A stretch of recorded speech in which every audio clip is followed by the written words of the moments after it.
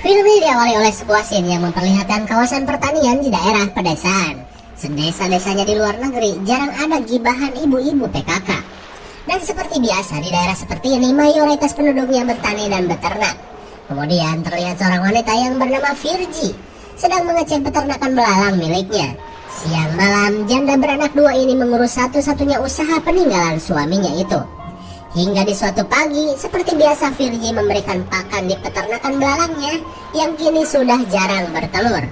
Dan musibah tak henti-hentinya menerpa Virgie, karena kini belalangnya banyak yang mati. Ya Tuhan, kenapa lagi ini? Virgie pun bingung. Lalu, ia berusaha mencari solusi dengan mengunjungi komunitas curhat petani belalang. Namun percuma saja, seperti mencari solusi di Mbah Google, mereka cuma menyarankan solusi yang sebenarnya sudah sering ia lakukan. Singkat waktu, ketika hari sudah siang, Virgie kedatangan seorang pelanggan dari Ojon Mart yang ingin memesan cemilan belalang untuk dijual kembali. Kemudian, Virgie menyambutnya dengan menyajikan simut panggang dengan varian rasa yang berbeda. Terlihat pria ini pun menikmati kerenyahan cemilan simut dengan bumbu atom Aida itu. Eta kayak bumbu cimol. Lalu, ketika Virgie mengangkut pesanannya, pria ini meminta diskon yang tinggi. Wah, padahal Mang Ojon gak pernah ngajarin nawar sama para produsennya loh. Ini orang pasti ngakal nyari untung nih.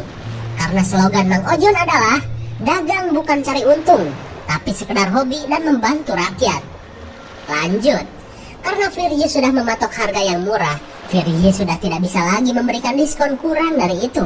Dan hingga pada akhirnya sang pelanggan yang kecewa membatalkan transaksinya. Kasihan sekali. Kemudian setelah COD-an yang gagal tersebut, Virgie berniat mencari pakan belalang dengan si sulung yang bernama Laura.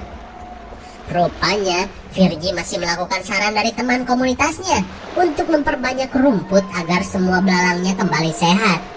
Sementara itu, Laura yang mengetahui ibunya gagal COD-an terlihat kecewa. Karena sudah pasti biaya hidup harus tetap berjalan. Mana dagang susah takut dibubarin satpol. Dahlah. Kemudian, scene beralih ke seorang petani anggur yang bernama Karim.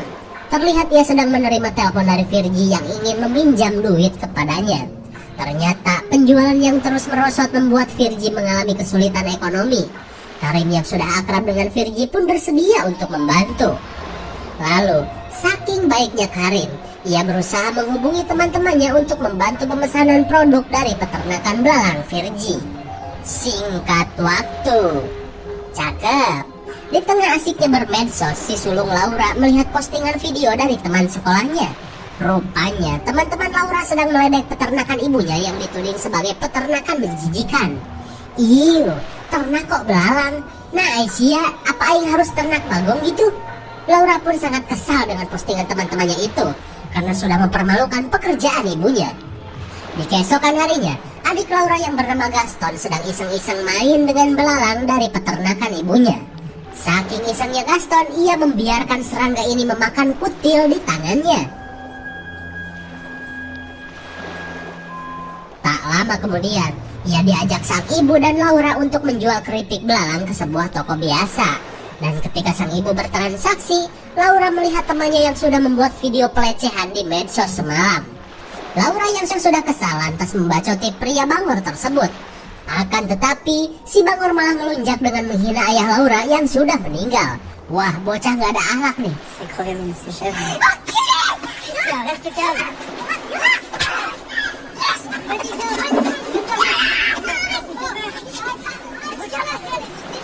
Untung saja, sang ibu berhasil melerai baku hantam tersebut. Tak lama kemudian, keluarga kecil ini pun bergegas pulang. Sesampainya di rumah, Virgie mendapat telepon dari teman Karim yang ingin membeli keripik belalangnya. Akan tetapi, tawaran dari orang tersebut sangat murah. Setelah panggilan berakhir, Virgie pun bingung antara butuh duit dengan rugi bandar. Kemudian, Virgie menemui Laura untuk mengobati luka gaplokan di pipi anaknya itu. Virgie pun menceritakan bahwa besok akan ada pembeli yang akan memborong keripik belalangnya dalam jumlah yang banyak. Lalu, Virgie pun berniat untuk pindah rumah dan memulai kehidupan baru jika semua keripik belalangnya terjual habis. Mendengar kabar tersebut, Laura pun senang. Apalagi ia punya harapan untuk bisa terbebas dari bulian teman-temannya selama ini. Di keesokan harinya, si pembeli yang bernama Brian pun datang. Akan tetapi, pria ini merasa kecewa dengan semua keripik belalang Virgie yang terlihat kurus. Ia pun mengatakan bahwa jika begini, bebeknya aja nggak bakalan suka. Terlihat Virgie pun tidak menyangka keripiknya akan dijadikan pakan bebek. Dan lebih parahnya, Brian menurunkan lagi harga keripik belalang Virgie. Mendengar harga di luar perjanjian, Virgie pun ngamuk.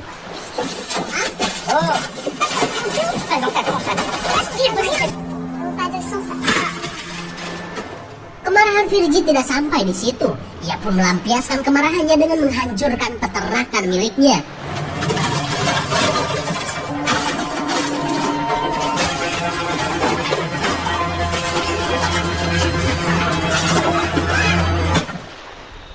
Tapi sialnya, Virgie malah kepleset hingga tangannya berdarah. Setelah beberapa saat, belalang-belalang di peternakan memakan ceceran darah dari luka Virgie.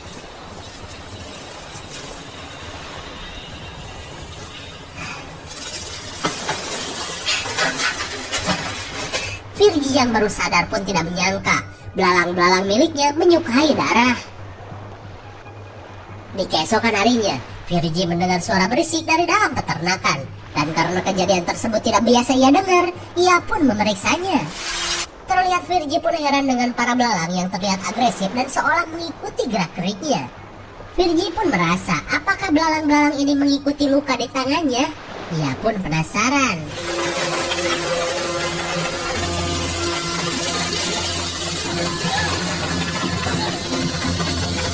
Ternyata dugaan Virgie benar. Semua ternaknya langsung menggulung dan menyerbu tangan Virgie yang masih berdarah. Setelah percobaan ekstrim tersebut, Virgie membersihkan luka di tangannya dari kaki-kaki belalang yang masih menempel dan berduri. Ngilu sekali. Di keesokan harinya, Virgie kembali ke kandang. Tapi untuk kali ini, ia menggunakan pakaian APD anti serangga guna menghindari serangan.